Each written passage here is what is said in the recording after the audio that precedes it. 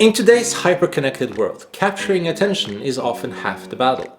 But are we asking for that attention, or are we just seizing it? Earning genuine permission for people's attention requires more than just good marketing. It requires respect, understanding, and most importantly, ethical practices.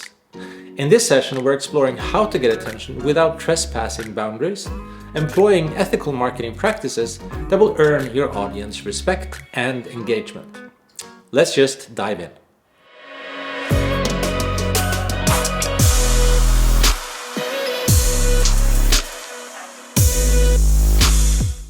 Hello everyone, Arnt Eriksson here, back with a fresh session of 5 Minute Friday, dedicated to elevate your brand strategy toolkit.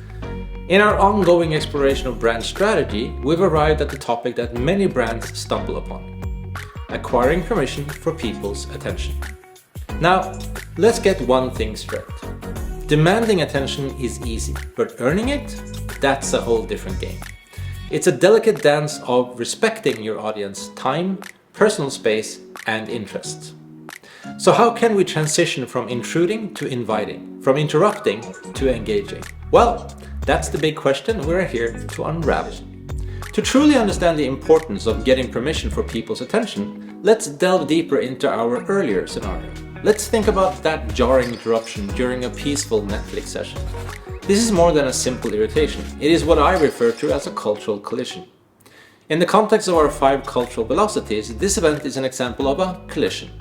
This particular velocity is when brands bump against our lives, often quite abruptly without our consent. It disrupts our personal space, and instead of garnering attention, it fosters resentment. Why? Because it's not based on trust, belonging, or common purpose. Trust is an emotional currency. When you interrupt someone's day without their permission, you're breaking trust. And once trust is broken, it's incredibly hard to regain. Belonging, on the other hand, stems from understanding.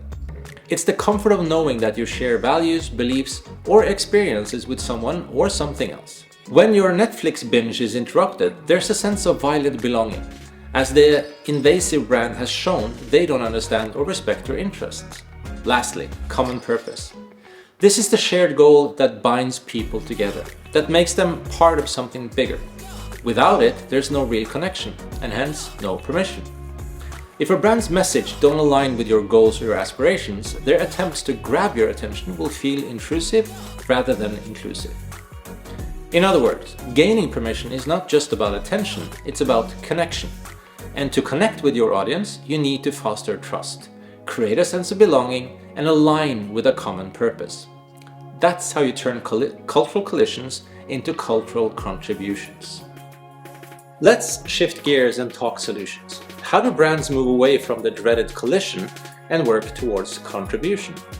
How do they respect boundaries while still getting their messages across? Let's examine this with some notable brand examples. Consider Spotify, the popular music streaming platform.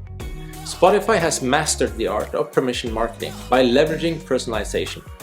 Their yearly Wrapped feature, which provides users with a personalized rundown of their year in music, not only captures attention, but is eagerly anticipated by users. It aligns with the audience's interests and experiences, their music listening habits, providing them with something valuable, insights and curated playlists, and does so in an engaging and non-intrusive manner. It is a great example of the contribution velocity, adding something positive to the culture of its users, rather than interrupting or clashing with it. On a different spectrum, Tom's Shoes, a company renowned for its one-for-one model, exemplifies ethical marketing. For every pair sold, Tom's donates a pair of shoes to a person in need. Their marketing strategy isn't about bombarding people with ads, but about sharing their mission and their impact. By focusing on their social contribution, they create a sense of common purpose with their audience, which then serves to draw attention towards their product. Again, they're contributing positively to cultural and social dialogue, engaging their audience with meaningful conversations that extend beyond just selling shoes. What about Headspace, the meditation app? They understand that their audience is interested in mindfulness and mental well-being. So, instead of overwhelming users with intrusive promotions, they offer free Weathering the Storm collections during tough times. like the recent pandemic. By doing so, they're not just getting attention, they're offering support and enhancing their audience well-being, strengthening the sense of community and trust. These examples underline the importance of moving from disruptive collisions to meaningful contributions in the cultural landscape. Brands need to align with their audience's interests, values, and aspirations, adding value to their lives rather than interrupting them. Getting permission for people's attention is about more than just avoiding annoyance. It's about creating a positive impact. It's about transforming marketing from a one-way broadcast into a two-way conversation. It's about engaging with your audience in a way that respects their boundaries, values their time, and appreciates their individuality. Remember, attention is a privilege, not a right. Earn it by being respectful, relevant, and most importantly, by being genuine. Your audience is more than just a passive recipient of your message. They're active participants in your brand's journey. Value them, respect them, and you'll find that they are more than willing to give you their attention. Well, that brings us to the end of this deep dive. I hope this exploration of ethical marketing practices and cultural velocities has provided you with some fresh insights and strategies. If this video hit the mark, give it a thumbs up. If you want more servings of insights like this, don't forget to subscribe. For a deeper dive, snag a copy of my book at brandyoueconomics.com. Next up, we'll navigate the terrain of encouraging participation, engaging your brand community. Until then, stay true, stay you, and I'll catch you in the next video.